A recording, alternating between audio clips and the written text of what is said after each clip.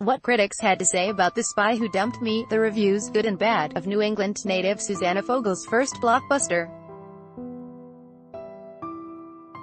The Spy Who Dumped Me is the latest entry in a genre of films that, until recently, felt nearly non-existent, the female buddy comedy.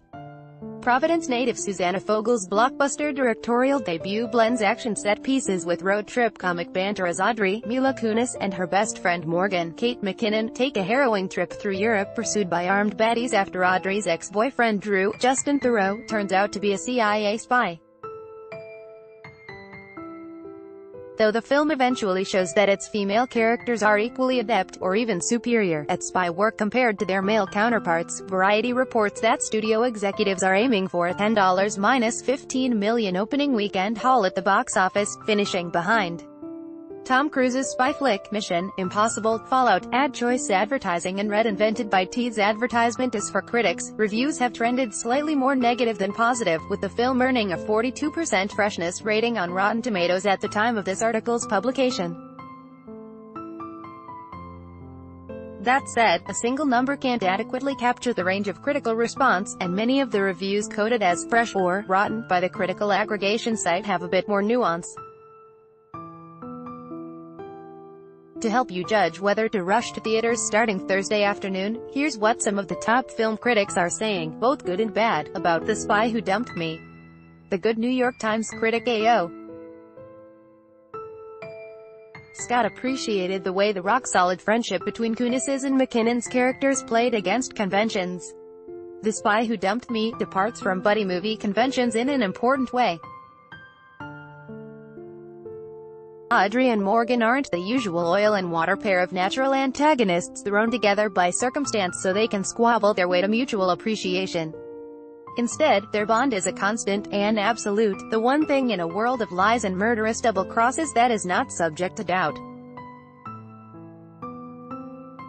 Richard Brody of The New Yorker praised Kunis's and McKinnon's chemistry and credited Fogel's keen direction. Mila Kunis and Kate McKinnon riff gleefully in the ample and precise framework of Susanna Fogel's effervescent action comedy. Though the story goes a country too far and gets lost in its denouement, the movie is, for the most part, a playful and giddy delight. While Robert Abel of The Wrap found The Spy Who Dumped Me hit or miss, he said that audiences need to see more movies like it. The world as it exists definitely needs more movies with engaging women like Kunis and McKinnon showing the boys a thing or two about pals in peril, laughs and thrills. The so-so Michael Phillips of the Chicago Tribune was one of several critics who thought McKinnon was the best part of the movie. The Spy Who Dumped Me gets by, barely, thanks mainly to Kate McKinnon. Co-writer, director Susanna Fogel's action comedy about best friends caught up in international espionage is stupidly, relentlessly violent. This makes it hard for the audience to relax and enjoy. Yet McKinnon's apparent improvisations and inventions create a second, better movie in the margins. Writing for RogerEbert.com, Christy Lemire also had a problem with the film's excessive violence. The comedy isn't entirely the problem in The Spy Who Dumped Me, which, as a title, is cleverer than the movie itself.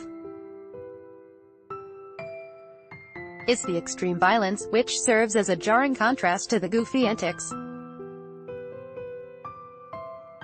The killings are actually more over the top than the ones you might see in a straight-up spy movie, which I guess is the point. Advertisement. In his 2-star review, the Boston Globe's Ty Burr said that the film's strengths lie less in scenes concerned with the plot and more in sequences with Kunis and McKinnon riffing on female friendship, calling the film an easy, awfully disposable 2 hours. Best is when the movie lets Kunis and McKinnon, who click together nicely, riff on the eternal verities of female friendship, the in-jokes, the petty rivalries, the mutual support system. The Spy Who Dumped Me is at its worst tending to plot a thumb drive? Really, and at its strongest when following its odder impulses. A severed thumb in a lipstick dispenser.